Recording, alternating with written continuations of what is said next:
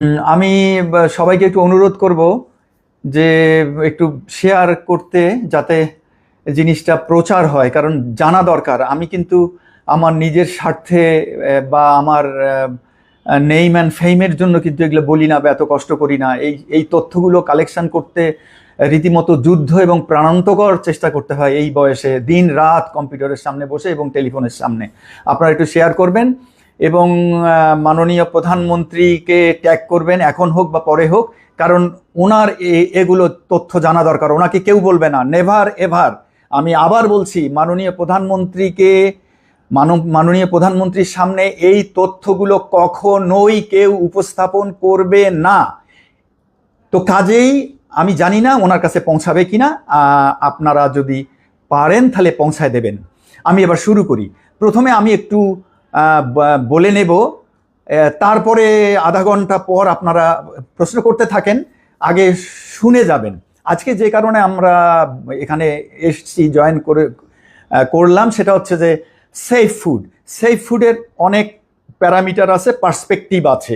আমরা আজকে যে বিষয়টা নিয়ে কথা বলবো সেটা হচ্ছে কৃষি পণ্য বা কৃষিজাত খাদ্য আমাদের জীবনের 80% কাভার করে, বাকিগুলো অন্য কিছু বা 80+।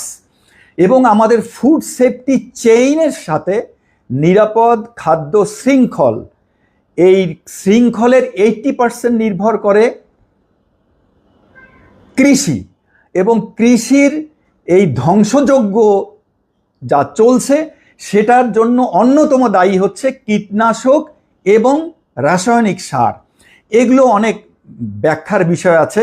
আজকে যে জিনিসটা একটু আমি সবাইকে অনুরোধ জানিয়ে এখানে বসছি, বেশ কয়েকবার বলেছিলাম, সেটা হচ্ছে যে সবাই আমাকে ইন্ডিভিজুয়ালি জানতে চায় যে নিরাপদ খাবার স্বাভাবিক, আপনি কি খান? আমি টেবিলে বসে অনেকক্ষণ মাথায় হাত দিয়ে বসে থাকি, কারণ আমার সামনে আমার বাচ্চা খায়, আমার বাবা তো নেই, মা এবং আমার পরিবার, বাচ্চা কাচ্চা সবাই বিষ খাচ্ছি, যেটা সবসময় আমি বলি। এখন তাহলে কিভাবে পাওয়া যাবে? এবং অনেকেই জানতে চান যে নিরাপদ খাদ্য উৎপাদন করব কিভাবে, মানে কৃষি, সব সেক্টর। আজকে এসেছি কৃষি দিয়ে সামান্য একটু আইডিয়া দেব আপনাদেরকে, একটু ভূমিকা দিচ্ছি। এই কৃষিতে যে কীটনাশকের যে ক্ষতিকর প্রভাবটা, এটা আমি 2015-16 সালে উপস্থাপন করেছিলাম তৎদিদান সরকারের কাছে। তারা এন্টারটেইন করেছিল এবং আমাকে পিটাক, পেস্টিসাইড টেকনিক্যাল অ্যাডভাইজারি কমিটি, যারা কীটনাশকের লাইসেন্স প্রদান করেন, সেই কমিটির আমি 3টা মিটিংয়ের অবজারভার সদস্য ছিলাম। তো যাই হোক, ব্যর্থ হয়ে বের হয়ে এসেছি। কি দেখেছি এই 26 সদস্য বিশিষ্ট পিটাক কমিটিতে কি হয়, এগুলো আর আমি ডিটেলসে যাচ্ছি না। শুরুটা তখন, এরপরে যখন ফুড সেফটি অথরিটিতে আসলাম তখন আমি স্বাধীন ছিলাম এবং এগুলো নিয়ে ব্যাপক কাজ করেছি। আমরা ফুড সেফটি অথরিটিতে এমন কোনো খাদ্যপণ্য নেই যে আমরা টেস্ট করিনি। এই যে আমরা যে বলি বা আমি যে বলি ইনফরমেটিভ, আমার কৃষি কোনো ব্যাকগ্রাউন্ড নেই, আমি যে রেল নিয়ে বলা বলি করি, আমার ইঞ্জিনিয়ারিং কোনো ব্যাকগ্রাউন্ড নেই, আমি সায়েন্সেরও ছিলাম না ইন্টারমিডিয়েট পর্যন্ত। তথ্য, ইনফরমেশনগুলো আসাতে আমি কথা বলতে পারি। এখন কিভাবে নিরাপদ খাদ্য উৎপাদন করা যায়, সরাসরি শুরু করি। আফটার রিটায়ারমেন্ট যখন আমি পিআরএলে, তখন আমি জয়েন করি ইউনিমার্টে, ইউনাইটেড গ্রুপের ইউনিমার্টের অ্যাডভাইজার হিসেবে জয়েন করেছিলাম। সেখানে বেশ কিছু কাজ করেছি, 3 বছর ছিলাম। 3 বছর আমি যথেষ্ট কাজ করেছি এবং অনেকেই আমাকে চেনেন এবং ইউনিমার্টে যেও দেখা করেছিলেন। আমি একটা চেষ্টা কন্টিনিউয়াসলি করেছি ইউনিমার্টে থেকে, যেহেতু তারা রিটেল শপ, চেইন শপ, সেটা হচ্ছে প্রথম আমার প্রায়োরিটি ছিল যে নিরাপদ কৃষিজ দ্রব্য মানে আমাদের খাদ্য ফসল, এগুলো তোলা হবে ইউনিমার্টে। আমি বহু চেষ্টা করেছি সারা বাংলাদেশে, এটা 21, 22, 23 সালের কথা বলছি। অসংখ্য চেষ্টা করেছি, কোনো পার্টি পাইনি যারা আসতেন যে কৃষি শাকসবজি ফসল যারা সরবরাহ করবেন। অনেকেই বলতেন যে তারা করেন, অর্গানিক চাষ করেন। তো আমরা একটা কথা সবসময় বলতাম যে আপনারা যে অর্গানিক চাষ করেন, আমাদেরকে কিন্তু এই টেস্ট রেজাল্ট দিতে হবে, ল্যাব টেস্ট। আপনার ফসলে শাক সবজি চাল ডাল যেটাই বলেন, আপনাদেরকে যে হেভি মেটাল এবং কীটনাশক রেসিডিউ ফ্রি। সমস্যা হচ্ছে এই কথা বলার পরে সেকেন্ড টাইম আর কোনো পার্টি আগ্রহী হতো না, কাউকে আর দ্বিতীয়বার আমি পাইনি। অনেক উদ্যোক্তা, তরুণ উদ্যোক্তা তারা এসেছিলেন, যোগাযোগ করেছিলেন, প্রাণান্তকর চেষ্টা করেছি তাদেরকে বুস্ট আপ করার। অনেকেই কিন্তু এখান থেকে মেসেজগুলো পেয়ে যাবেন, বুস্ট আপ করাবার জন্য যে যতদিন আমি ইউনিমার্টে আছি, যেহেতু এটা একটা নাম করা রিটেল শপ, এখান থেকে এরা যেন বুস্ট আপ হতে পারে এবং আমরা যাতে বলতে পারি যে আমরা এখান থেকে নিরাপদ শাকসবজি প্রথম সরবরাহটা শুরু করলাম। কিন্তু ব্যর্থ হয়েছি, কেউ টেস্ট রেজাল্ট দিতে রাজি হয়নি। এই হলো আমাদের প্রথম ব্যর্থতা, আমরা ফসল তুলতে পারিনি। অন্যান্যগুলোর কথা বাদ দিলাম, আমি যেহেতু আজকে ফসল নিয়ে, কৃষি নিয়েই কথা বলবো। তো সমস্যাটা হচ্ছে দেখেন, এই কিছুদিনের মধ্যে দেখলাম যে বাংলাদেশে অনেক জায়গায় বিষমুক্ত সবজি চাষ হচ্ছে। এটা একটা ভালো খবর। কোন কোন উপজেলায় তারা ভালো কিছুটা দাম পাচ্ছে, তারপরে তাদের আকাঙ্ক্ষা আরও একটু ভালো পাবে, যেহেতু তারা এটা কস্টিং কিন্তু বেড়ে যায় তাদের ভাষ্যমতে। আমি কিন্তু এখানে মেসেজটা ভালো করে খেয়াল করবেন, যারা চাষাবাদ করছেন প্রাকৃতিক কৃষি, যারা চাষাবাদ করছেন নিরাপদ বলছেন, জৈব কৃষি দাবি করছেন, বলছেন এবং বাজারে বিক্রি করছেন, সেখানে দুটো ব্যাপার আছে, বিষয় আছে মারাত্মক। এক হচ্ছে আপনি যে জৈব বলছেন বা নিরাপদ বলছেন, বালাইনাশক এবং রাসায়নিক সার মুক্ত বলছেন, মেনে নিলাম যে আপনারা সেই জমিতে কোনো কিছু দিচ্ছেন না। মাটিটা কি টেস্ট করেছিলেন ফসল চাষের আগে? আপনার সয়েল, যে সয়েলে আপনি ফসল চাষ করছেন, সেই সয়েলটা কি দেখেছেন যে এটা হেভি মেটাল ফ্রি কিনা, অন্যান্য কি এলিমেন্টস, রেডিও অ্যাক্টিভ এলিমেন্টস আছে কিনা মাত্রাতিরিক্ত, তারপরে হেভি মেটাল আছে কিনা, lead, cadmium, chromium, mercury, arsenic, এগুলো আছে কিনা, নাম্বার ওয়ান। নাম্বার টু হচ্ছে যারা জৈব বলছেন বা যারা ভালো খাবার বলছেন, মেনে নিচ্ছি তারা ওই রাসায়নিকে যাচ্ছেন না। আপনার ফসল ফলাবার পরে জৈব বলে যেটা প্রাকৃতিক কৃষি বলে বা নিরাপদ বলে যেটা বিক্রি করছেন, সেই ফসলটা কি, আমাদের কিন্তু অনেক ভালো ভালো ল্যাব আছে। সরি, এটা অনেকেই এই প্রসঙ্গটা তোলেন যে ল্যাব আমাদের আন্তর্জাতিক রেফারেল ল্যাব দরকার, আন্তর্জাতিক ল্যাব দরকার। এই সামান্য টেস্টগুলোর জন্য আমাদের অ্যাক্রিডিটেড ল্যাব ঢাকা শহরে অনেকগুলো আছে যেগুলো বিতর্কের ঊর্ধ্বে। তো তাদের ল্যাব টেস্ট যদি আমরা বিশ্বাস না করি, তাহলে সরকারের উচিত এই সরকারি ল্যাবগুলোকে উইপ আউট করে দেওয়া, তুলে দেওয়া। ঠিক আছে, যতদিন আমরা আন্তর্জাতিক মানের রেফারেল ল্যাব 5-10 বছরে করতে না পারবো, ততদিন তাহলে কোনো ল্যাব থাকার দরকার নেই, কোনো খাদ্য টেস্ট করার দরকার নেই, ভেজাল নিয়ে কোনো আলোচনা করারও দরকার নেই। এখন কথা হচ্ছে, তাহলে আপনারা কি ফসল টেস্ট করেছেন হেভি মেটাল, কীটনাশক রেসিডিউ? কারণ আপনি যেহেতু ফসলটা আনছেন, আপনি কীটনাশক দেননি, বুঝলাম যে রাসায়নিক সারও দেননি, তাহলে মাটি থেকে যদি হেভি মেটাল থাকে, মাটি থেকে কিন্তু অ্যাকুমুলেট করবে হেভি মেটাল আপনার ফসলে। তাহলে আপনাকে এটা অবশ্যই দেখতে হবে যে হেভি মেটাল আছে কিনা। তারপরেও একটা কথা থেকে যায় যে আপনি কীটনাশক দিয়েছেন কিনা। আপনি যদি নিজের চাষ করেন বা আপনি যদি সেই বিশ্বস্ত হন, তাহলে হয়তো বলবেন যে আমি কীটনাশক দেইনি, দ্যাটস অ্যানাদার থিং। আর যদি কোনো অথরিটি সন্দেহ করে, তাহলে তারা টেস্ট করতে পারে আপনার ফসলের, যেটা জৈব বলে দাবি করছেন, সেটার কীটনাশক রেসিডিউ, হেভি মেটাল এবং ভয়াবহ ব্যাপার হচ্ছে রেডিও অ্যাক্টিভ এলিমেন্টস পাওয়া যাচ্ছে এখন। ইউরেনিয়াম, রেডিয়াম, থোরিয়াম, বহুবার বলেছি, টেস্ট হয়েছে, টেস্ট রেজাল্ট আছে, সরকারি সংস্থার দ্বারা করা। এক জায়গায় পাওয়া গেছে, এক জায়গায় পাওয়া মানে সারা বাংলাদেশে আছে। আর যদি কেউ সন্দেহ পোষণ করে থাকেন, তাহলে সরকারের উচিত সারা বাংলাদেশ থেকে নমুনা কালেক্ট করে এগুলো টেস্ট করা, দ্যাটস অ্যানাদার থিং। তো এখন হচ্ছে এই গেল জৈবর বিষয়। তাহলে কিভাবে আপনি চাষাবাদ করবেন? উত্তর ওখান থেকে পেয়ে গেছেন। আপনার জমির সয়েল টেস্ট করতে হবে প্রথম। আপনি দিচ্ছেন না, বালাইনাশক দিচ্ছেন না, আপনি জৈব পদ্ধতি চাষ করছেন এবং আপনি রাসায়নিক সার দিচ্ছেন না, তাহলে আপনার প্রথম ম্যান্ডেটরি হচ্ছে সয়েল টেস্ট করা। র্যান্ডম, আপনি 10 একর জায়গা নিয়ে চাষ করছেন বা হিউজ ল্যান্ড নিয়ে চাষ করছেন, আপনি স্যাম্পলিং করেন। স্যাম্পলিং করে সব কিছু নিয়ে মিক্সড করে একটা স্যাম্পল দিতে পারেন, 5, 7, 8, 10টা স্যাম্পল দিতে পারেন ল্যাবে, বিভিন্ন ল্যাবে, অ্যাক্রিডিটেড সব ল্যাবই করে এগুলোর টেস্ট। যদি পাওয়া যায় ধরেন 10টা জমির মাটি আপনি একসাথে করে একটা নমুনা দিয়েছেন খরচ বাঁচাবার জন্য, যদি মাটিতে ওই এক মিশ্রণে পাওয়া যায় তাহলে এরপরে আপনাকে একটু কষ্ট করতে হবে, ওই 10টা মাটি আবার আলাদা আলাদা টেস্ট করে ডিটেক্ট করতে হবে কোন মাটিটাতে আপনার ওই হেভি মেটালটা কোন মাটি থেকে কোন জমি থেকে আসছে। এটা কিন্তু খুব কঠিনও নয়, আবার কিছুটা কঠিন। এইবার আসেন, আমি একটু সরি,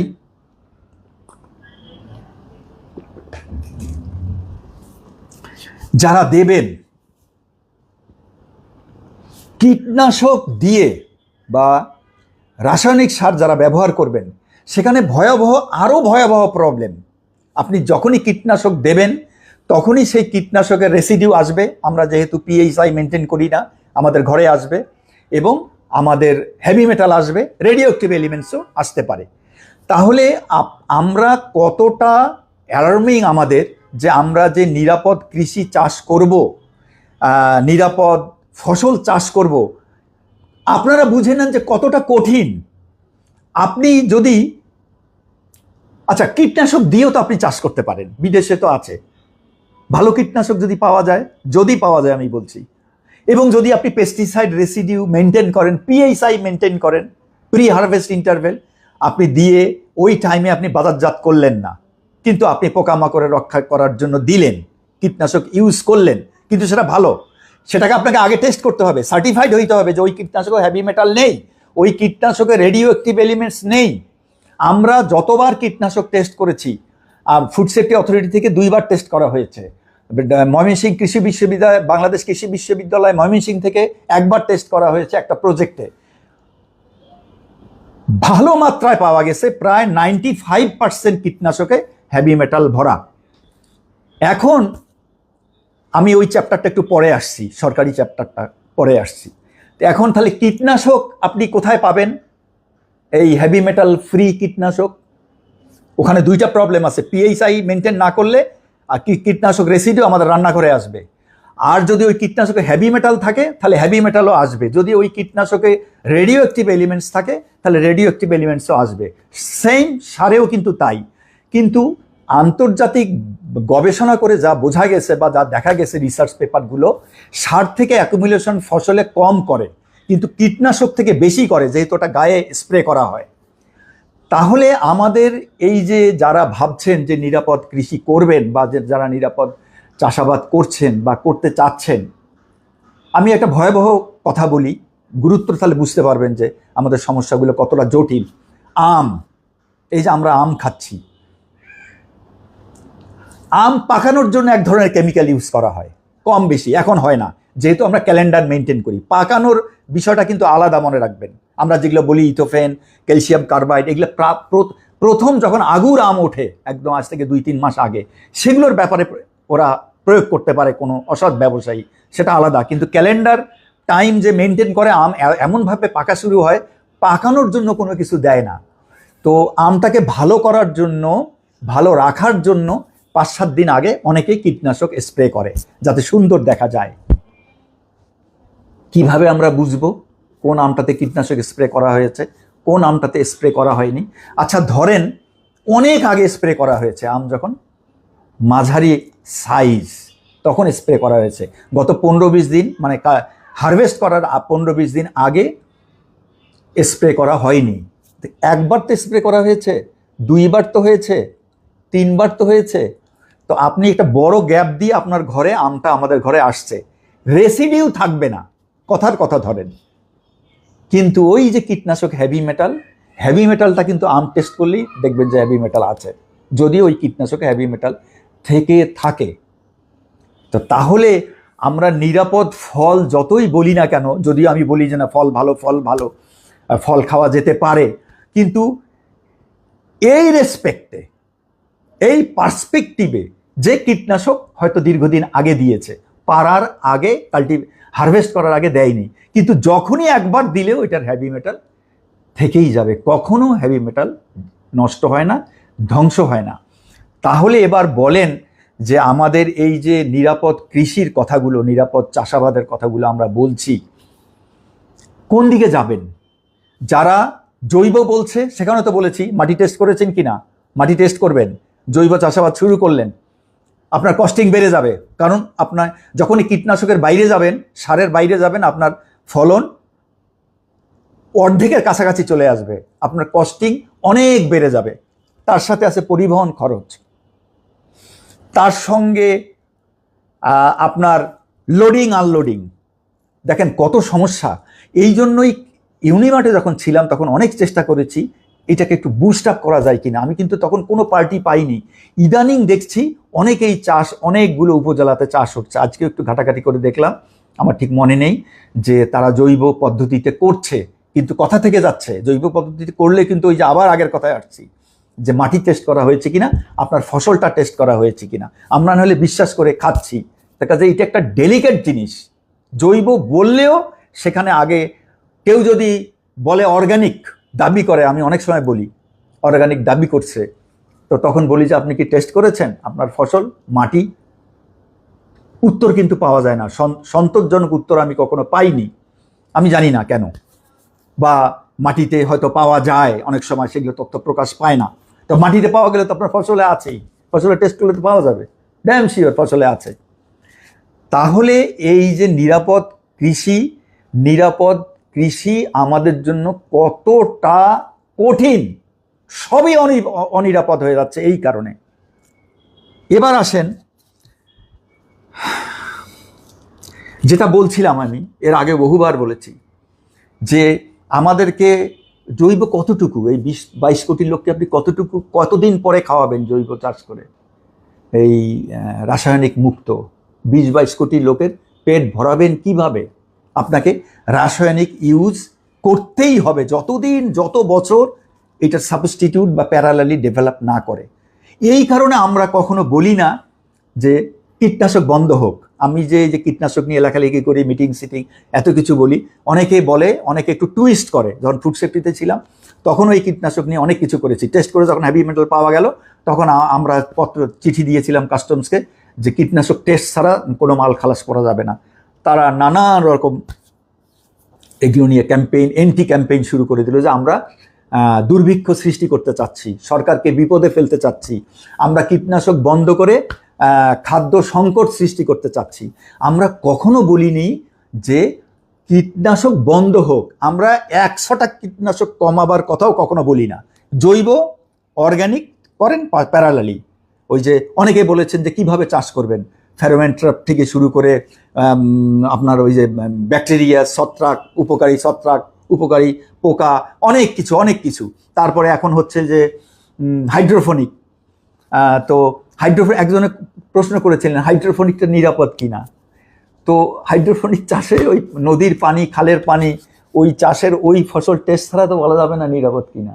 আমাদের তো 1 ফোঁটা পানি নেই, নদীর বা খাল বিলের পানি নেই যে দূষিত হয়নি, হেভি মেটাল কীটনাশক রেসিডিউতে পানি ধ্বংস হয়ে যায়নি আমাদের পরিবেশের পানি।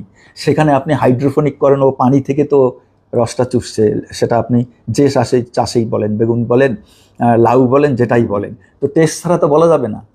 তো কাজে মেসিভ টেস্ট ছাড়া বা রিসার্চ ছাড়া কোনোভাবে বলা যাবে না আমরা কোনো জায়গা থেকে চাষ করছি এইটা মুক্ত।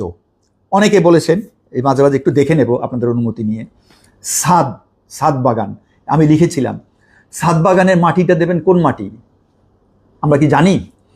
ঢাকা শহরের মাটি শেরে বাংলা কৃষি বিশ্ববিদ্যালয় টেস্ট করেছিল, ছাদ বাগানের মাটি দিয়ে ভরা হেভি মেটাল পেয়েছে, ওই ছাদের ফসলে ভরা হেভি মেটাল পেয়েছে। পরে জানা গেল যে জৈব সার বলে কালো কালো মাটিগুলা এই যে বিক্রি হয় বিভিন্ন নার্সারিতে, এগুলো নাকি এই ময়লা নালা নর্দমার গাদ বা ওই যে পলিউটেন্ট, আপনার শিল্প বর্জ্য বা শিল্প এরিয়ার যে নালা নর্দমার যে কালো মাটি একেবারে পচে গেছে বিষাক্ত হয়ে, সেগুলা শুকায় জৈব সার বলে বিক্রি করে। কে দেখবে, কে দেখে? এই অন্তর তো আমাদের সব শেষ হয়ে গেছে। এইটাকে এই অন্তরটাকে যতদিন ঠিক না করবেন ততদিন তো কোন আইন দিয়ে আমাদেরকে ভালো করবেন, কতটা মানুষকে আপনি সুস্থ বানাবেন? সবাই তো আমরা অসুস্থ, মানে মানসিকভাবে অসুস্থ, শারীরিক কথা বাদ দেন। তাহলে আপনি ঠিক করবেন কি করে? ছাদ বাগান তো আপনার নিরাপদ নয়, এটা তো কমন সেন্সের ব্যাপার। ও কোন মাটি দিচ্ছে? অসম্ভব ব্যাপার। তো আমরা যে সবসময় এই জন্যই বলেছি যে কীটনাশক আসুক, ধরেন tends to be 1 lakh metric ton আসে, ডিপার্টমেন্ট অফ এগ্রিকালচার এক্সটেনশনের হিসাবে 40,000, আরও বোধহয় 50-60,000 কীটনাশক হিসাবে আসে, জানি না আমি, ওখানে একটা বড় গ্যাপ আছে। এনবিআর এর কীটনাশকের যে কোড, সেই কোড অনুযায়ী 1 লাখ মেট্রিক টন। আচ্ছা যাই হোক, 40 হোক, 60 হোক, 1 লাখ মেট্রিক টন হোক, আমরা বারবার বলেছি কমাবার দরকার নেই, কিন্তু কীটনাশক মাস্ট বি পিওর। কীটনাশকে হেভি মেটাল থাকা যাবে না। কীটনাশক আপনারা জানেন, এবার আসবো শেষের দিকে যাব, কীটনাশক লাইসেন্সে এবং বিধিতে ইম্পিউরিটিজের সংজ্ঞা দেওয়া আছে, মানে কীটনাশক ইম্পিওর হইতে পারবে না। আবার আইনে ভেজালের সংজ্ঞা দেওয়া আছে, সে ভেজালটা সাজানো হয়েছে যাতে হেভি মেটাল যুক্ত কীটনাশক আসে। আইনে ভেজালের সংজ্ঞাটা এমনভাবে দেওয়া আছে, ক এবং খ, হেভি মেটাল থাকলে কোনো সমস্যা নেই, ইম্পোর্ট করা যাবে। দেখেন, রেডিও অ্যাক্টিভ এলিমেন্টস থাকলে ইম্পোর্ট করা যাবে। ভেজালের সংজ্ঞাটা ওইভাবে সাজানো হয়েছে 2018 সালে। তো বিধিতে আছে ইম্পিউরিটিস, তা আমরা এই ইম্পিউরিটিসের মধ্যে ওইটা ইনক্লুড করেছি যে ইম্পিউরিটিস মিনস কোনো অপদ্রব্য থাকতে পারবে না, হেভি মেটাল থাকতে পারবে না, যা পরিবেশ মানুষ সব কিছু ধ্বংস করে। তো তাহলে পিওর কীটনাশক আনেন। আমরা পৃথিবীর যত দেশে গিয়েছি সবাইকে জিজ্ঞাসা করেছি যে তোমাদের কীটনাশকে তোমরা হেভি মেটাল অ্যালাউ করো? নো, নেভার, কারণ ওটা পরিবেশে যায়। অ্যালাউয়েবল লিমিট দেওয়া আছে সারে, তার মানে সার কম টানে, অ্যাকুমুলেট করে, এই জন্য ওখানে লিমিট দেওয়া আছে, এই লিমিটের বাইরে যাওয়া যাবে না। কিন্তু কীটনাশকে কোনো আন্তর্জাতিক লিমিট দেওয়া হয়নি, তার মানে কীটনাশকে কোনো লিমিটই থাকতে পারবে না হেভি মেটালের বা রেডিও অ্যাক্টিভ এলিমেন্টসের, কারণ ওটা পরিবেশে যায়, মাটি, পানি, মাছ। গত পরশুদিন বোধহয় লিখেছি, গতকালকে গতকাল মুরগির মধ্যে কীটনাশক পাওয়া যাচ্ছে। কিভাবে গেল? ওই শৃঙ্খলটা কিভাবে ভঙ্গ হচ্ছে? নিশ্চয়ই মুরগি হেভি মেটাল যুক্ত, কীটনাশক যুক্ত, হেভি মেটাল তো আছেই, কীটনাশক যুক্ত কোনো পানি খাচ্ছে, ফিডের মধ্যে কীটনাশক পাওয়া গেছে। তাহলে ফিডে যদি কীটনাশক পাওয়া যায় তাহলে তো মুরগির শরীরে থাকবে, ডিমেও পাবেন আপনি টেস্ট করলে, ওরা তো মুরগি করেছে। ফিড যে বানানো হয় সেখানে কীটনাশক রেসিডিউ আছে, তার মানে গম, ভুট্টা যেটা দিয়েই যাই হোক, তার মধ্যে কীটনাশক রেসিডিউ থাকতেছে, সেটা এইভাবে খাদ্য শৃঙ্খলে ঢুকছে। কীটনাশকের মধ্যে হেভি মেটাল থাকলেও সেটাও এরকম শৃঙ্খলে ঢুকবে। খড় কুটো, ওই যে খড় আমরা গরুকে খাওয়াই, সেটা একদিন আর একদিন আসবো, সেখানেও হেভি মেটাল চলে যাচ্ছে, এখানে আসছে। তাহলে এই যে কীটনাশক মাস্ট বি পিওর, আনেন ইম্পোর্ট করে, সারা পৃথিবীতে তো পিওর কীটনাশক আছে, হেভি মেটাল ফ্রি কীটনাশক আছে, আনেন, যেখান থেকে আনেন, চায়না থেকে আমরা আনছি, চায়নাতে তো ওরা তো হেভি মেটাল যুক্ত কীটনাশক ইউজ তো নিষিদ্ধ, একদম কেটে ফেলবে। তা আমরা কেন ওই ইমপিওর, ওই যে ইম্পিউরিটিস, শুধু একটা শব্দ লাগিয়ে দিয়েছে সরকার, ওইটা টেস্ট করে না কখনো, পিওর আর ইমপিওর, কিন্তু লাগানো আছে শব্দ ইমপিওর, আমরা সংজ্ঞায়ন করেছি, পরে আসছি। আচ্ছা, তাহলে আমাদের জন্য এটা কঠিন, কোনো অবস্থাতেই টেন্ডস টু বি অসম্ভব এখন পর্যন্ত নিরাপদ কৃষি যে ব্যবস্থাপনা বা নিরাপদ কৃষি চাষ করা। চাষই যদি না হয় তাহলে আপনি পাবেন কি করে? অনেক মায়েরা আমার জিজ্ঞাসা করেছে, কি খাওয়াবো বাচ্চাদেরকে, কোথায় পাবো নিরাপদ কৃষি? নিরাপদ কৃষি তো পাইনি, আমি নিজেও, আমি চেষ্টা করেছিলাম, তখনও পাইনি। এখন যে জায়গায় হচ্ছে, তো সেগুলো ঢাকায় আনাও তো আরও দুঃসাধ্য, কারণ একটা উপজেলা থেকে এখানে সরকারকে হস্তক্ষেপ করতে হবে, ইন্টারভেনশন করতে হবে, ওগুলোকে নিয়ে আসতে হবে, পয়েন্ট সৃষ্টি করতে হবে, নিরাপদ কৃষিকে বুস্ট আপ করতে হবে যাতে তারা ভালো প্রাইস পায়। তো পরিবহন খরচ, চাঁদাবাজি, সব কিছুতে তো প্রাইস বেড়ে, ওই যে আমরা ঢাকাবাসীরা আগুন দামে খাই, কিন্তু কোনো কৃষক তো আপনার ন্যায্য মূল্য পাচ্ছে না। তো ন্যায্য মূল্য, আমি আজকেও একটা নিরাপদ কৃষির কোন উপজেলা দেখলাম, বলে যে কীটনাশক দেওয়া বেগুনে কিন্তু 200 বার কীটনাশক দেওয়া হয়, স্প্রে করা হয়। তো কীটনাশক দেওয়া বেগুনও 50 টাকা। আমরা নিরাপদ, যদিও নিরাপদ কিনা, ওই যে আবার বললাম মাটিতে আছে কিনা বা তার ফসলে টেস্ট করেছে কিনা, ধরে নিলাম যেহেতু তারা দিচ্ছে না ওটা নিরাপদ, তারাও পাচ্ছে 50। তো তাহলে সেই নিরাপদ চাষ করবে কেন? ও তো ক্ষতিগ্রস্ত হচ্ছে, তার তো সে এই কস্টিং তো তুলতে পারবে না। সহজ উপায় তো নেই, এক পরিবহনই তো খেয়ে ফেলে, তারপরে আপনার এই মধ্যস্বত্বভোগীরা। তো কাজে আমাদের এইটা একেবারেই এখন পর্যন্ত অসম্ভব। কেউ যদি নিজেরা করতে চান, বারবার যেটা সবাই বলেন, করতে পারেন রাসায়নিক সার দেবেন না, করতে পারেন কীটনাশক দেবেন না, করতে পারেন কীটনাশক যদি টেস্ট করে, অনেকে বলে আমি কীটনাশক দিতে চাই কিন্তু কোনটা ভালো এটা টেস্ট করতে হবে। আমার কাছে যে লিস্ট সেটা তো আমি 17-18 সালে করেছিলাম, এরপরে নিরাপদ খাদ্য কর্তৃপক্ষ করেছিল 2020 সালে, কৃষি বিশ্ববিদ্যালয় বাংলাদেশ কৃষি বিশ্ববিদ্যালয় করেছিল বোধহয় 21-22 সালে। এখন তো অনেক সিনিয়রিটি চেঞ্জ হয়ে যাচ্ছে, তাহলে কোন কীটনাশকে আছে বা না আছে বা থাকা যাবে না এগুলো তো নির্ধারণ করবে সরকার, টেস্ট করবে সরকার, বাতিল করবে সরকার, আনবে সরকারি প্রণোদনা দিয়ে, তারপরে না আপনি পাবেন। তো কাজে নিরাপদ কৃষি কঠিন। আপনি যদি নিজের জমিতে করে খেতে চান তাহলে আপনাকে মাটি টেস্ট করতে হবে, নাহলে বুঝতে পারবেন না, কারণ ওই মাটিতে কত বছর আগে কি পড়েছে আপনি জানেন না। আপনি না দিলেও আশেপাশের জমিতে কীটনাশক চাষ হলে ওই বাতাসের সাথে ওই কীটনাশক এসে আপনার ফসলটা নষ্ট করে দিতে পারে, কীটনাশক রেসিডি পাওয়া যেতে পারে, আপনি তো দেনই নেই, অথচ ওর আপনার পাশে। বিদেশে কিন্তু এরকম আপনার এই যে অর্গানিক চাষে ওদের কঠিন আইন, যে জমিতে অর্গানিক চাষ করবেন তার ত্রিসীমানায় কোনো ইনঅর্গানিক পেস্টিসাইড দেওয়া কোনো জমি থাকতে পারবে না, যেখানে প্রচণ্ড ঝড় বৃষ্টিতেও ওই কীটনাশক উড়ে এসে আপনার এই অর্গানিক ফিল্ডে না পড়ে। তাহলে এগুলো এনশিওর করবেন কিভাবে? কিভাবে বুঝবেন যে আপনি অর্গানিক খাচ্ছেন, আপনি বিশুদ্ধ খাচ্ছেন, বিষ আপনার এই খাবারের মধ্যে নেই? কঠিন। আচ্ছা, তাহলে উপায়টা কি? উপায় কঠিন এবং দীর্ঘ। যেভাবে চাষ হচ্ছে 22 কোটি মানুষের পেট চালাবার জন্য আমাদের কোনো অবস্থাতেই অর্গানিক দিয়ে সম্ভব নয় এই মুহূর্তে, ইয়ার্স টুগেদার, যুগ যুগ লাগবে। তাহলে আমাদের কীটনাশক এবং সার রাখতেই হবে, এবং সেটাকে মাস্ট বি পিওর হতেই হবে। কীটনাশক, যেটা কিছুদিন আগে মন্ত্রী মহোদয় বললেন, অনেক কয়েকটা সাক্ষাৎকারে বলেছেন এটা, যে এগুলো দেখা লাগবে বা দেখা প্রয়োজন। আমাদের এই কীটনাশকটাই শেষ করে দিচ্ছে ম্যাক্সিমাম ফুড চেইনটাকে, যেটা আমি ওই 2015 সালে চিঠি দেওয়া, আমার চিঠির কপিগুলো আছে, সেদিন দেখলাম, খুঁজে বের করলাম, দিয়েছিলাম। কিন্তু সেই প্রচেষ্টার আজকেই আপনাদের সামনে কষ্ট করছি, আজ সারাদিনে যে কষ্টটা করেছি। এবার যে ঘটনাটা বলবো, কেন এই দেশে ফুড সেফটি সম্ভব নয়, কেন আমি মাননীয় প্রধানমন্ত্রীর সঙ্গে দেখা করতে চেয়েছিলাম, কারণ ওনার সামনে ছাড়া এই কথা বলা, আপনাদের সামনে এখন বলতে পারবো, এখন তো বলবো, কিন্তু কাজ তো হবে না। একমাত্র প্রধানমন্ত্রী, মাননীয় প্রধানমন্ত্রীকে যদি বলা যায় এবং উনি যদি এই ব্যবস্থাটা নেয় তাহলেই হবে। যতই কমিটি হোক, কমিটির ক্ষমতা নেই এই জিনিসগুলোকে তুলে ধরে এবং এই মাফিয়া চক্রকে, এই সিন্ডিকেট চক্রকে, এই অশুভ চক্রকে ব্রেক করে। কারণ এখানে যেরকম ব্যবসায়ী আছে, অনৈতিক ব্যবসায়ী, সেরকম আমদানিকারক, সেই রকম আছে সরকারি কর্মকর্তারা, দুর্নীতিবাজ কর্মকর্তারা। এই তিনটা শৃঙ্খল ভেঙে আপনার আমার ঘরে নিরাপদ খাদ্য পৌঁছানো, পয়েন্ট অ্যাবসার্ড, যেটা আমি সবসময় বলি, সরি টু সে, অনেকে খারাপ মনে করেন যে কিয়ামত পর্যন্ত সম্ভব না, কারণ কোনো আলামত নেই তো।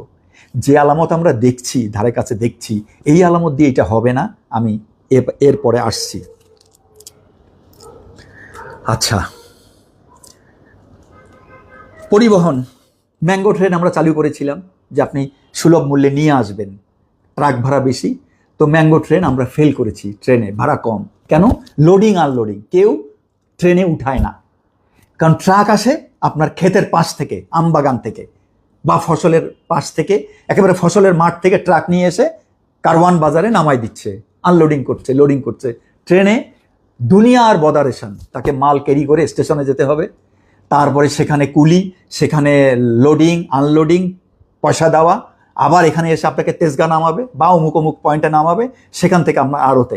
কেউ ট্রেনে, বাংলাদেশ ট্রেন ব্যবস্থা যা, কোনো অবস্থাতেই আপনার গুডস ক্যারিং মানে ইম্পোর্ট গুডস ছাড়া আমাদের ফসল কোনো অবস্থাতে লাভজনক কোনো দিন কেউ দেবে না। ওরা যতই রেল চেষ্টা করুক, এটা বসে যাবেই এবং ফেল করবেই। তো ট্রাকে করে তো সম্ভব নয় ওই কস্টিং দিয়ে আপনার আমাদের ঘরে এনে পৌঁছানো। দীর্ঘ প্রক্রিয়া, কঠিন প্রক্রিয়া, বছরের পর বছর লাগবে, এই চেষ্টাটা করতে হবে।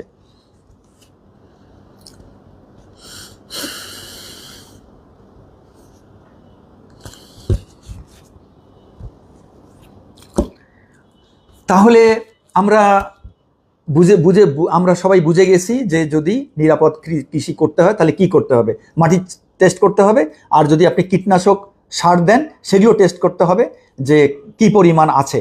আর কীটনাশকে কোনো পরিমাণই থাকা যাবে না, কীটনাশক মাস্ট বি পিওর। কারণ আপনি কীটনাশক তো, আচ্ছা এখানে একটা মজার কথা বলেন, এরা যে টুইস্ট করে মাফিয়া সিন্ডিকেটরা, বলে যে বলে নাই যেহেতু সেহেতু সামান্য মাত্রায় থাকা যাবে। আচ্ছা কথার কথা ধরেন আমেরিকা বা কানাডা বা দক্ষিণ কোরিয়ায় মনে করেন যে ওরা বললো যে আমাদের কীটনাশকে লেড সীসা পার কেজি কীটনাশক বা পার লিটারে সাপোজ 2 ppm থাকা যাবে। ওদের 2 ppm আমাদের 2 ppm কিন্তু এক না। ওখানে খোঁজ দেন যে ওরা ওই ফসলে কয়বার কীটনাশক দেয়, একটা বেগুনে কয়বার দেয়, চালে কয়বার দেয়, ধানে কয়বার দেয়। যদি 2 ppm ধরেও রাখেন, থাকা তো যাবেই না, যদি ধরে নেন তারা 2 ppm, এটা ইন্টারন্যাশনাল মাত্রা। এইবার আসেন মজার কথা, 2 ppm আমাদের বাংলাদেশে কয়বার দেয় কৃষক? বেগুনে 200 বার, 100 থেকে 200 বার এভারেজ দেওয়া হয়। তাহলে 2 ppm করে যদি আপনি দিতে থাকেন 200 বার, আর ওরা দেয় সাপোজ 2 বার, হবে?